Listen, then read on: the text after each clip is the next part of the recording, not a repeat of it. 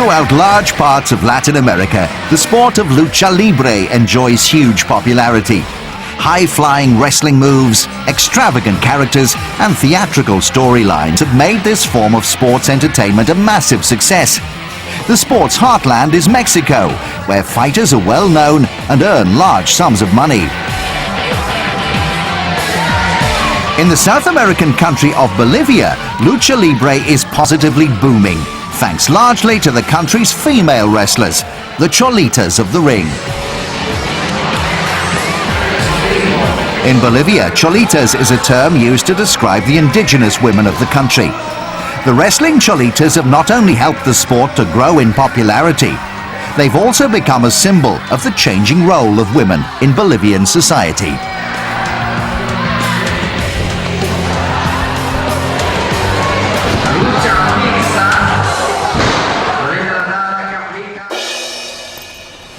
Hola, Trans World Sports. Bienvenidos a Bolivia. Marta la Alteña and Claudina la Maldita are two of the country's most popular female wrestlers. They come from a family of luchadores, as their father was one of La Paz's most famous fighters when they were growing up.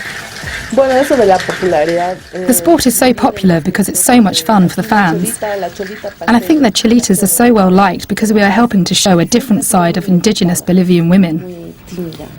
Generally, Cholitas are very shy, so to see us being so outgoing is a big surprise to many people.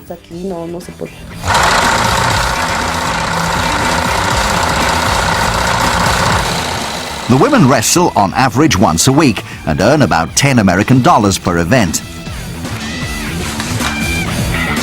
To supplement their income, the sisters make the official Bolivian lucha libre merchandise to sell at the shows.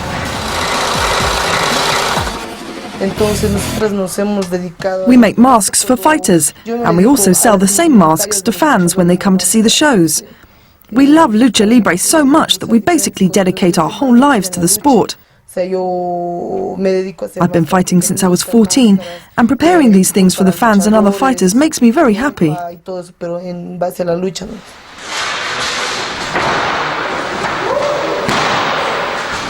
The outcome of a lucha libre bout is predetermined, and the wrestlers have to be good actors as well as athletes. However, the sport is extremely tough physically, and women are often matched against men in the ring. The fighters train together twice, and although steps are taken to make the moves as safe as possible, injuries are common.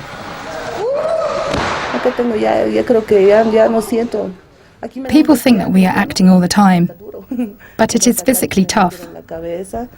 I've had so many injuries that I have almost become numb to them now. If someone hits me on my elbow or knee, it hurts, but I just try and suck it up. People think it is all an act, but we really feel pain.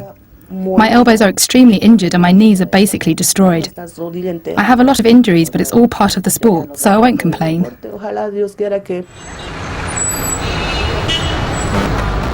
While lucha libre in Bolivia has been around for more than 50 years, only recently have women begun to participate. At first, their involvement in the sport was met with a huge amount of criticism. But now, Bolivian society is undergoing huge change.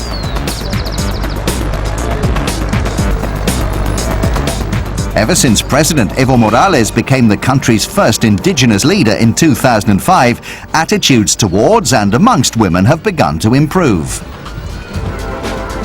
Selima Torrico Rojas is Bolivia's Minister of Justice. Since President Morales has been in office, the government has made sure that women in Bolivia have a voice.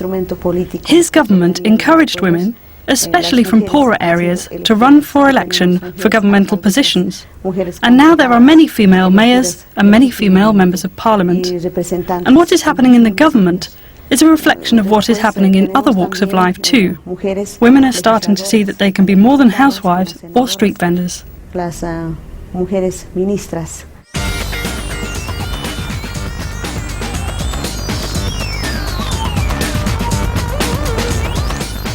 The wrestling Cholitas have been held as a shining example of this social change, and they enjoy a high public profile.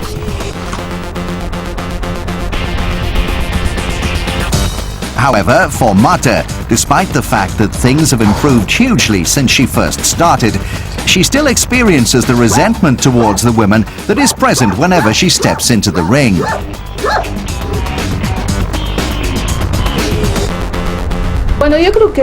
Sadly, I think that there are still some men who don't agree with Cholitas wrestling. Chauvinism is a big problem here, and I think one reason certain men don't like us is because we wear traditional clothes, even though they are the clothes we wear every day. I also think that some men are now realizing that women are their equals, and that scares them, because maybe they thought men were supermen.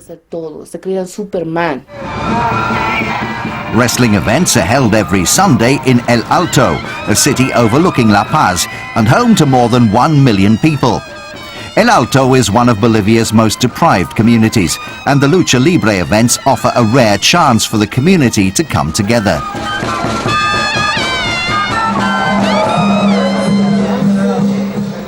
Before the show begins, Marta and Claudina make sure that their makeup and outfits are just right for the waiting fans.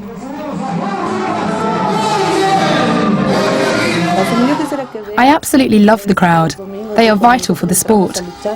On Sundays, when we fight, there will often be older ladies in the crowd who cheer so loudly. They shout, "Hit her, hit her."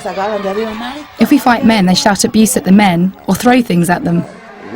Sometimes when I talk to the crowd, or if I have been knocked down, they come to my aid and help me up and offer me support, telling me that I represent them, that they look up to me because of what I am doing, and because I wear the same clothes as them.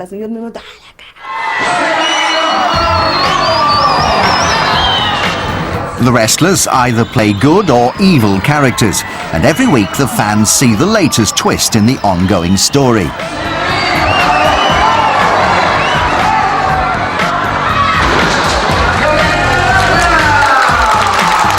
Marta is one of the sport's most popular characters and always has the fans on her side. When we filmed with her, she was fighting the sport's #1 female villain, Carmen Rojas.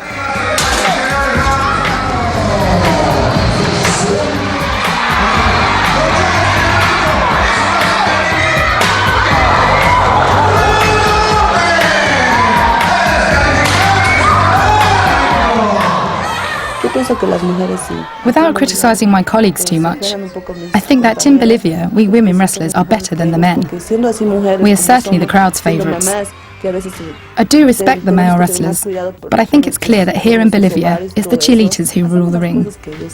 When we fight, a lot of people cheer and support us, and a lot of people turn up to watch us. We are the champions here. Marta delights the fans inside the arena with a spectacular victory in the latest chapter of Bolivia's successful wrestling Cholitas.